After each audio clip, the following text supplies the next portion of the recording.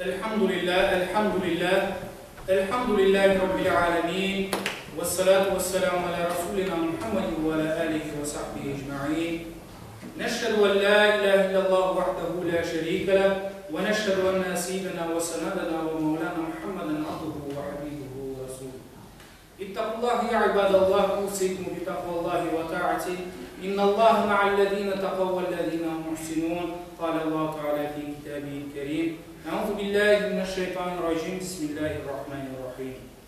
Ya eyyühellezîne âmenû lâ yeskhar kavmun min kavmin asâ en yekûne hayran minhum ve lâ nisâun min nisâin asâ en yekûne hayran minhum. Sadakallâhul azîm. Aziz ve muhterem Müslümanlar. Bugünkü hutbemizin mevzusu kısmet olsa, bir Müslümanını mıskıllaması, aşağılaması ne kadar fena bir iş olduğunu hakkında olacak.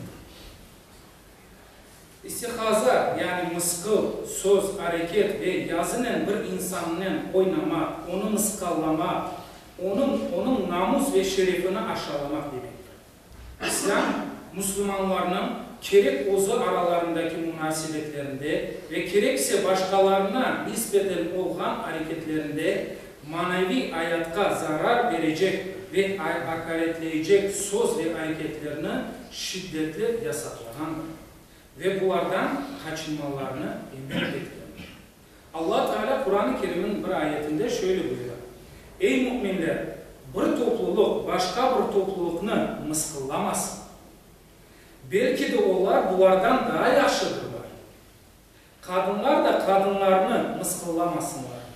Belki onlar bunlardan daha yaşlıdırlar. Öz-özünüzü ayıplama, birbirinizin yaman lağaplarla çağırmanız. İmandan son fasıklık ne yaman bir isimdir. Kim de tövbe etmese işte onlar zalimlerdir. Saygılı Müslümanlar, bir insanı mıskıllamak, horlamak, onun değersiz görmek demektir. Halbuki insan izzetli, itibarlı, hürmetli bir varlıktır. Allah'ın hepsini takvim üzere yaratıp yeryüzünün halifesi yapkanı insanı aşağılamak yanlıştır. Halbuki Allah mıskıllanan kimsenin Allah katında mıskıllaganın mıskıl etkenden daha değerli, daha kıymetli olduğunu bildirir. Mıskılcılar hakkında Allah Teala Kur'an'da şöyle buyuruyor. Senden evvelki peygamberlerle de eğlence getirgen. Bu sebeple onlarla eğlence etkenleri, eğlence etken şeyleri azap kuşatkan eder. Peygamberimiz sallallahu aleyhi ve sellem bu mevzuda bir kimseye günah olarak Müslüman kardeşini özünden alçak sayması yeterlidir dedi. Böyle buyurup insanlarını bu yaman tabiattan kaçınmaya davet etkendir.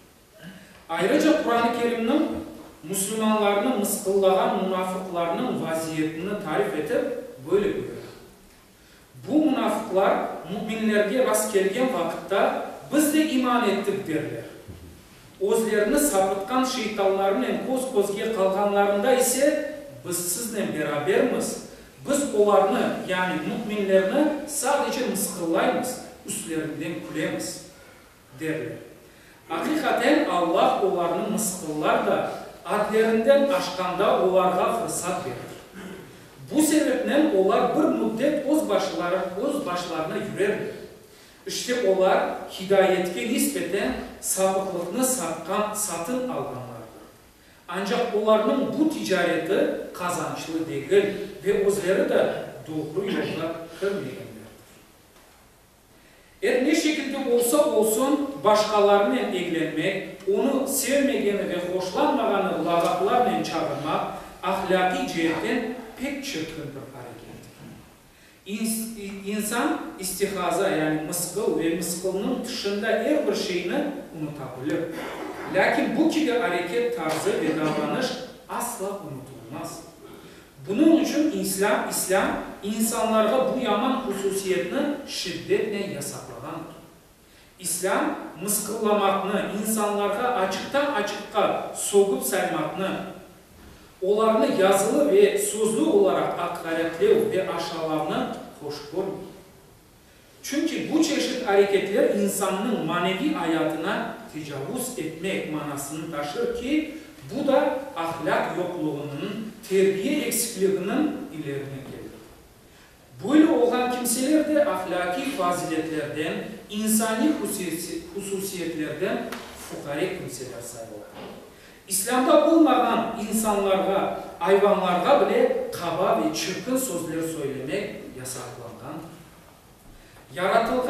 Yaratkanını bilse, yaratkanlarını nasıl incitir, onlarını nasıl incitir.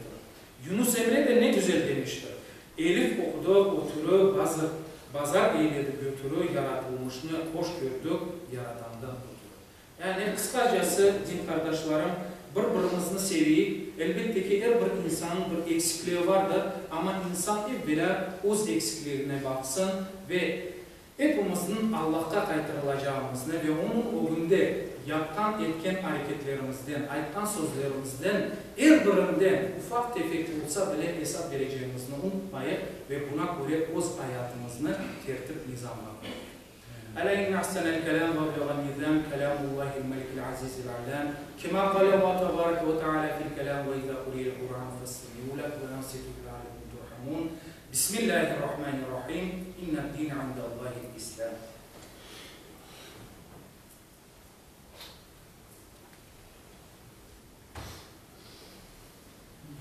الحمد لله الحمد لله حمد الكاملين والصلاة والسلام على رسولنا محمد وعلى آله وصحبه أجمعين تعظيما لنبيه وتكريما لفخامة الشان شرف سفه فقال عز وجل من قائل مخبرا وآمرا إن الله وملائكته يصلون على النبي يا أيها الذين آمنوا صلوا عليه وسلموا تسليما اللهم صل على محمد وعلى آل محمد كما صليت على إبراهيم وعلى آل إبراهيم إنك حميد مجيد اللهم بارك على محمد وعلى آل محمد كما باركت على إبراهيم وعلى آل إبراهيم إنك حميد مجيد. İlahi ya Rabbi, İslam'a ve Müslümanlara yardım et. Vatanımızı ve milletimizi cemi kaza ve belalardan uzun korucama. Bütün hamdü senalar sana mahsustur. Şüphesiz ki sen bağışlağansın, tövbeleri kabul etkinsin. Bizleri de bağışla. Ya ibadallah, إن الله يأمر بالعدل والإحسان وإيتاء ذي القربى وينهى عن الفحشاء والمنكر والبغي يعظكم لعلكم تذكرون. Hürmetli cemaat, peşken cuma namazında toplanan sadakanın miktarı 2560 grivnadır. Toplam olarak ise 99.595 grivnadır. Allah Teala verdiğin sadakalarımızı ve cümle ibadetlerimizi kabul etsin.